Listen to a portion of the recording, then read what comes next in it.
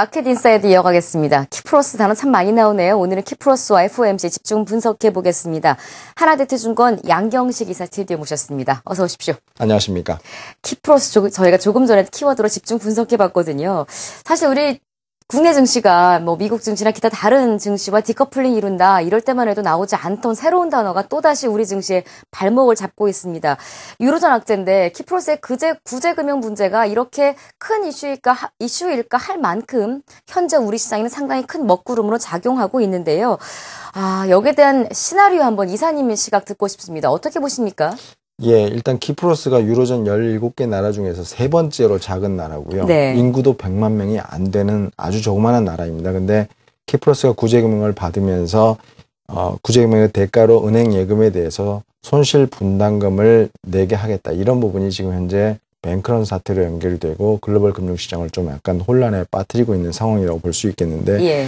결론적으로 말씀을 드리면 제가 보기에는 키프로스가 어쩔 수 없이 구제금융을 받아야 하고 그 받는 과정에서 뭔가 페널티를 받아야 되는 상황인데 그 페널티를 물을 수 있는 게 유일한 게 대안이 예금자에 대해서 세금을 물리는 것밖에 대안이 없었습니다. 그런 측면에서 볼 때는 이것은 굉장히 예외적이고 일회적인 상황이지 이게 계속적으로 진행될 상황이 아니라는 점을 강조를 하고 싶고요. 그런 측면에서 시장이 지금 가장 두려워하고 있는 것이 주변 국가로 확산이 돼서 뱅크런 사태가 유로존 전체적으로 확산되는 것이라고 볼 수 있겠는데 그렇죠. 그 가능성은 그렇게 높지 않은 것으로 보시는 게 맞겠다 이렇게 보고 있습니다. 일단은 주변국들의 금융시장이 약간 흔들리고는 있습니다. 국채금리도 스페인이나 이탈리아가 좀 올라가고 있고요. 네. 그다음에 주가도 좀 약세를 보이고 있고 이탈리아 은행에 대한 신용등급이 하향 조정되기도 했지만은 실질적으로 보면 뱅크런 사태가 아까 말씀드렸던 것처럼 일어날 징조는 이탈리아나 스페인 쪽에서 보이지 않고 있는 상황이라고 볼 수가 있겠고요. 그런 측면이 유지가 될 가능성도 그렇게 높지 않은 것으로 보입니다. 그런 측면에서 볼 때 키프로스의 상황은 단기적인 이슈다 이렇게 보시는 게 맞을 것 같습니다. 네, 가장 큰 이슈가 되고 있는 또 가장 큰 위험 요소로 꼽히고 있는 두 가지 이슈를 그냥 한마디로 압축해 버리시네요. 어쨌거나 주변국으로 확산될 우려는 크게 보지 않고 있는 것 같고요. 일단 뭐 지금 단기적으로 여러 가지 징후들이 보이고는 있습니다만 이 역시 뭐 크게 걱정하시는 않는 것 같습니다. 그렇더라도 지금 또 하나의 우리의 걱정거리가 이제 그나마 금융시장이나 그냥 국제 경기나 이런 주식시장의 분위기가 조금은 중소형주 위주로 혹은 뭐 여러 가지 신호들이 이제 위험 자산 쪽으로 오히려 선호하는 추세로 바뀌고 있는데 이번 키프로스 문제가 거기에 참으로 확 끼얹는 게 아니냐. 또다시 안전자산 선호 현상 쪽으로 옮기는 어떤 이슈가 되는 건 아니냐. 여기에 대한 우려감도 있어요. 이 부분에 대한 해석은요? 아까 말씀드렸던 것처럼 주변국으로 확산 가능성이 높지 않다는 점에서 보면 장기적인 이슈가 아니라고 말씀을 드렸고요. 그런 측면에서 영향은 단기적으로밖에 영향을 미칠 수밖에 없다고 생각을 하고 있습니다. 그렇지만은 상황이 좀 별로 좋지 않은 상황에서 키프로스의 상황이 좀 벌어졌다고 볼 수 있겠는데 그렇게 보는 이유는 뭐냐면 글로벌 증시가 최근 들어서 올해 들어서 가파르게 지금 올라가서 조정을 받을 수 있는 시점에서 키프로스 사태가 터졌다고 볼 수가 있겠고 두 번째는 미국과 중국의 경제 지표가 굉장히 좋아지다가 최근 들어서는 좀 다소 좀 주춤하거나 아니면 경제에 관련된 모멘텀이 다소 약화되는 시점에서 키프로스의 구제금융과 관련된 잡음이 들려왔다는 점에서 보면 시장이 다소 단기적으로는 위험자산보다는 안전자산 쪽으로 좀 약간 움직이려고 하는 경향을 볼 수 있을 거라고 보고 있고요. 미국 국채금리 역시 마찬가지로 2% 넘다가 다시 1.9% 초반까지 떨어진 것도 그와 유관하다 이렇게 볼 수가 있겠습니다.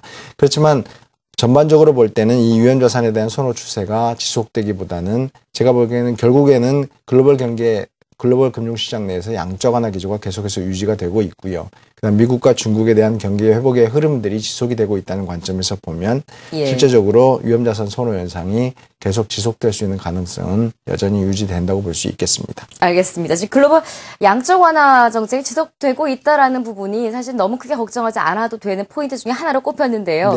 그래서 지금 이번 주 또 가장 우리가 주목하고 있는 게 미국의 3월 FOMC 회의 아니겠습니까? 그렇습니다. 그 양적 완화 정책에 대한 종료에 대한 이야기가 나올 것인지 아닐 것인지 상당히 뜨거운 관심이 되고 있는데 딱 시기에 맞춰서 경제 지표들이 또 조금 안 좋게 나오고 있어요. 이건 긍정적으로 해석해야 될 수도 있을 것도 같은데 어떻게 예상하십니까? 시장에서는 FOMC를 앞두고 미국 경제 지표가 워낙 좋았기 때문에 특히 네. 고용 지표가 워낙 좋았기 때문에 이번에 FOMC에서 양적 완화 조기 종료에 대한 어떤 신호가 나오는 게 아닌가 이런 우려감들이 미국 시장에서 조정을 가져왔던 요소도 되기도 했었습니다. 근데 예. 전반적으로 볼 땐 저희는 양적 완화 기조가 상당 기간 유지될 가능성이 훨씬 더 높을 것으로 이렇게 예상을 하고 있습니다. 왜 그렇게 보고 있냐면 미국의 고용이라든지 주택 시장의 회복세를 보이고는 있습니다만은 그 강도가 여전히 굉장히 취약하다 이렇게 저희는 판단을 하고 있고요. 네. 앞으로도 글로벌 경제의 저성장 구도가 상당 기간 유지될 수밖에 없는 상황이라고 보면 전반적으로 미국의 양적 완화 기조는 좀 더 지속될 가능성이 충분하게 있다고 보고 있는 상황입니다.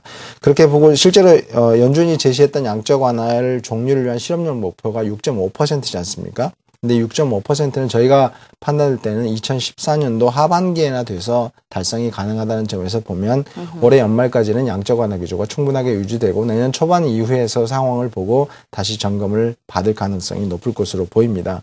그런 측면에서 FOMC 결과가 저희는 오히려 주가가 하락을 저지하고 오히려 반등을 이끄는 동력이 되지 않을까 싶습니다. 네. 그렇게 말씀하신 대로 흘러갔으면 좋겠습니다만 어제 일단 우리 시장이 크게 흔들렸어요. 예. 근데 뭐 여기에 대해서도 흔들림의 주체가 코스피 시장이라기보다는 삼성전자 위주였다. 그렇게 봤을 때 삼성전자의 큰 하락은 역시 또 외국인들의 매도였었거든요. 그렇습니다. 갑자기 이렇게 돌변한 외국인들의 매도세 여기에 대해서는 어떻게 해석을 해야 될까요?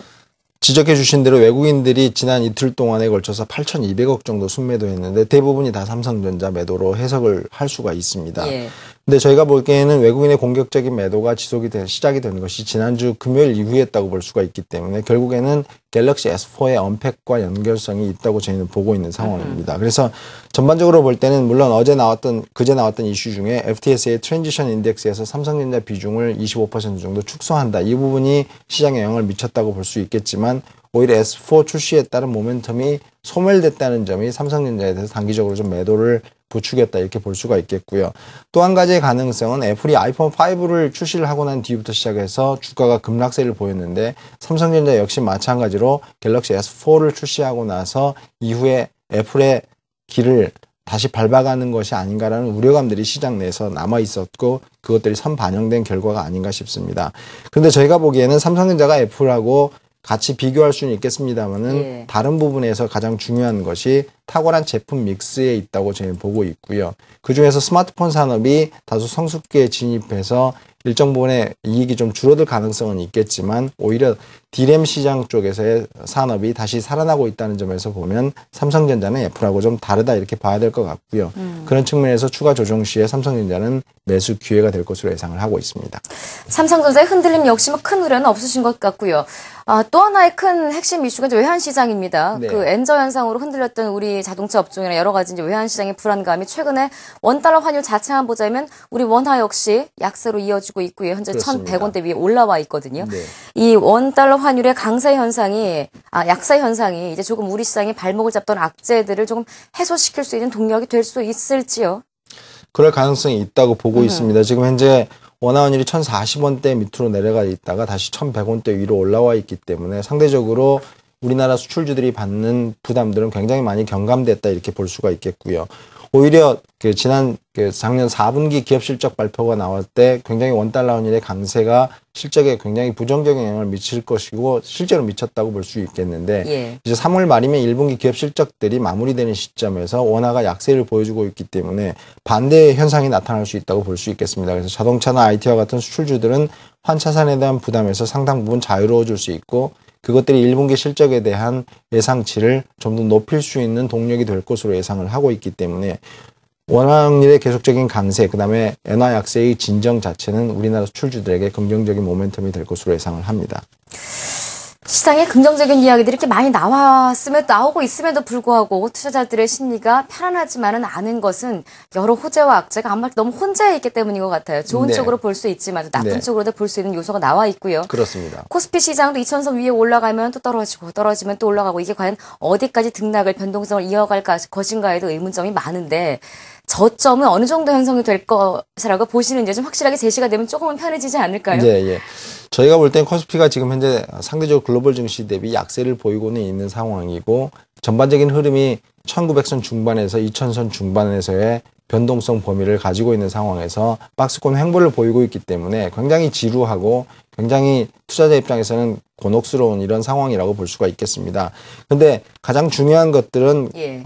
글로벌 경기가 회복이 될 때 주가가 글로벌 증시가 좋았던 것처럼 우리나라 경제 자체 회복이 가시화되는 시점이 눈에 보일 때 우리나라 주가도 긍정적인 방향성을 잡을 수 있다고 보고 있기 때문에 아직은 그런 부분에서 글로벌 증시 대비 우리나라 증시가 상대적으로 좀 취약한 부분이 있다고 볼 수 있습니다. 그래서 그런 측면에서 볼 때는 여러 가지 불확실성과 우리나라 경기의 상황을 감안을 해보면 단기적으로 좀 더 박스권 흐름이 좀 더 지속될 가능성은 높겠지만 하단이 크게 깨질 가능성은 높지 않을 것 같고요. 그런 부분에서 1950선 전후를 저희는 여전히 저점 영역군이라고 생각을 하고 있는 상황입니다.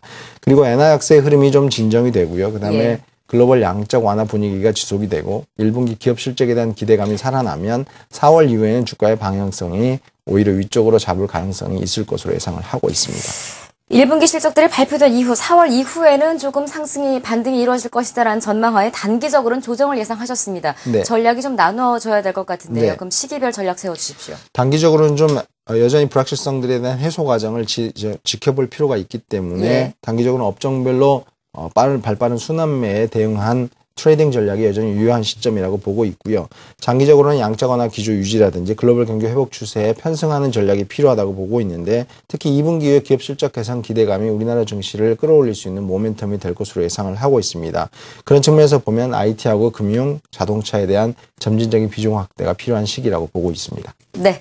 자, 마켓 인사이트 여러 가지 키플러스와 또 여러 가지 이슈들로 한번 시장 풀어봤습니다. 아직 뭐 시장에 크게 추세 하락이 나오지는 않는 상황이고요. 4월 이후의 반등 이 부분만 해도 상당히 긍정적인 해석이 됐던 것 같습니다. 하나대투증권 양경식 이사 이제까지 함께했습니다. 고맙습니다.